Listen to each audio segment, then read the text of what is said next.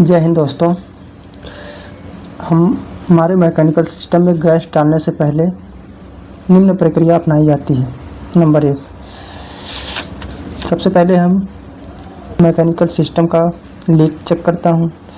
उसके बाद इसका वैक्यूम करता हूँ। वैक्यूम करने के बाद हम गैस चार्जिंग की प्रक्रिया अपनाते हैं। नंबर 1, लीक चेक करने की विधि। लीक को चेक करने के लिए हमें मैनिफोल्ड गेज की सहायता लेनी पड़ती है। मैनिफोल्ड गेज की सहायता से हम इसमें प्रेशर डालते हैं।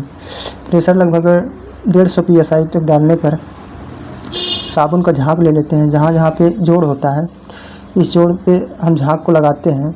अगर झाग जहाँ से भी बुलबुले के रूप में अगर निकलता है तो जानेंगे हमारा मैकेनिकल सिस्टम में यहाँ पे लीकेज है। लीक को चेक करने के बाद हम वैक्यूम करते हैं। देखिए, वैक्यूम करने की विधि। वैक्यूम करने के लिए हमको एक लेना पड़ता है वैक्यूम पंप और प्रेशर गेज। मैनिफोल्ड गेज लेना पड़ता है। इस मैनिफोल्ड गेज में हम कंपाउंड गेज के आउटलेट में हम कंप्रेसर की चार्जिंग लाइन में हम जोड़ देते हैं। चार्जिंग लाइन में जोड़ने के बाद हम वैक्यूम को चालू कर देते हैं। वैक्यूम को लगभग 30 मिनट तक चालू रखते हैं। चालू रखने के बाद जब हमारा ये सुई जो है -30 तक पहुंच जाती है तो हमें कोई पता चलता है कि इसमें इसकी आर्द्रता और इसमें की ऑक्सीजन हम खींच लिए हैं। इसमें इसको निर्वात बना दिए हैं। ना इसमें कोई गैस है ना ऑक्सीजन है। उसके बाद वैक्यूम करने के बाद हम गैस चार्जिंग करने की विधि अपनाते हैं। गैस चार्जिंग करने की विधि इस प्रकार है, जैसे एक हम मैनिफोल्ड गेज लेते हैं। मैनिफोल्ड गेज के कंपाउंड गेज में हम सेट करते हैं ये कंप्रेसर की चार्जिंग लाइन। इस एक आती है सेक्शन पाई, इसी में लगी होती है, मतलब अलग से लगाना पड़ता है।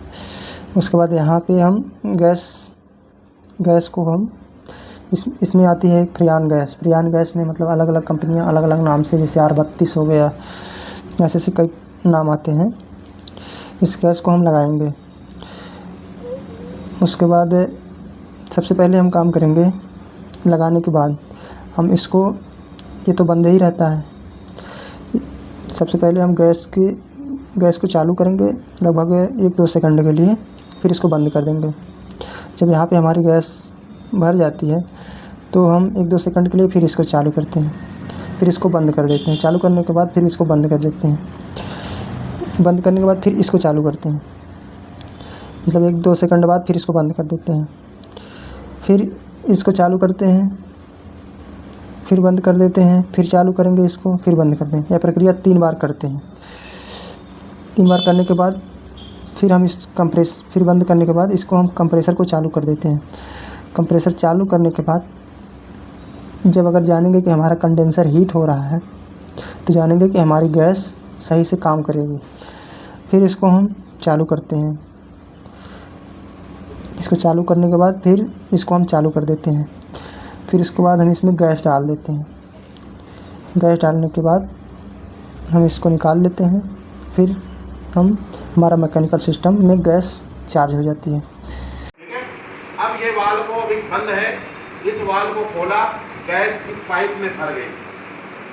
गैस हमारी इस पाइप में भर गई और यहाँ ग्लास लगा हुआ है। देखिए, यहाँ पे लिक्विड गैस जो आएगी दिखाई दे रही है, गैस हमारी यहाँ तक आ चुकी है। अब इस हैंडल वाल्व को, कैन वाल्व को बंद कर देंगे और यहाँ से आपका हैंड वाल्व को खोल देंगे तो गैस हमारा यहाँ से होते हुए सिस्टम में आ जाएगी। यहाँ से होते हुए सिस्टम में आ जाएगी। ठीक है, फिर इसको बंद कर देंगे, फिर इसको खोला, फिर भर गया, फिर इसको बंद किया, फिर इसको खोल दिया, फिर गैस इसके अंदर चला जाएगा। इसको छुएंगे तो बड़ा चिल्ड रहेगा, आइस की तरह चिल्ड रहेगा। ठीक है, इस लाइन को छुएंगे, सब चार्जिंग लाइन को, एकदम आइस रहेगा। फिर इसको बंद करा, फिर इसको खोला, फिर यहाँ से चालू किया, फिर उसको बंद करके इसको चालू किया, यहाँ पे गैस फिर भर गई। 3 बार करना है। 3 बार प्रोसेस होने के बाद इस सिस्टम को 220 वोल्ट AC से चला देना है। ठीक है, 220 वोल्ट AC से इस कंप्रेसर को चला देना है। अब देखना है, 10 मिनट इंतजार करना। चलने के बाद 10 मिनट आपको इंतजार करना है। और आपको कॉन्फिडेंस और करना है तो स्पंज ले लीजिएगा और साबुन का झाग ले लीजिएगा। जितना जोड़ है गैस चार्ज करने के बाद भी आपको चेक कर लेना, कहीं लीकेज तो नहीं है। लीकेज नहीं है, कोई दिक्कत नहीं है। और फिर यहाँ पे ये जितनी भी लाइन आपकी दिखाई दे रहा है, हाथ उससे छुएंगे तो हीट होगा, तो समझ लीजिए हमारा ठंडा यहाँ पे होगा। अगर ये हीट हो रहा है तो फ्रीजर हमारा ठंडा होगा। अगर जिसके पास फ्रिज है तो पीछे वाली जाली को छू सकता है, अगर जाली नहीं है तो साइड भी गर्म रहता है, अंडरग्राउंड जाली दे देता तो गर्म रहता है। जितना गर्म रहेगा उतना ही ठंडा करेगा। 8 से 10 पाउंड बैक प्रेशर देखा जाएगा। अब सुई हमारी अभी तक तो नीचे तक गई थी, अब सुई ऊपर, जैसे गैस जाने तुरंत ऊपर भाग जाएगी।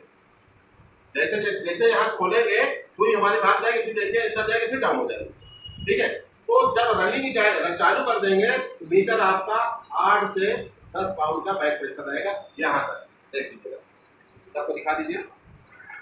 जय हिंद।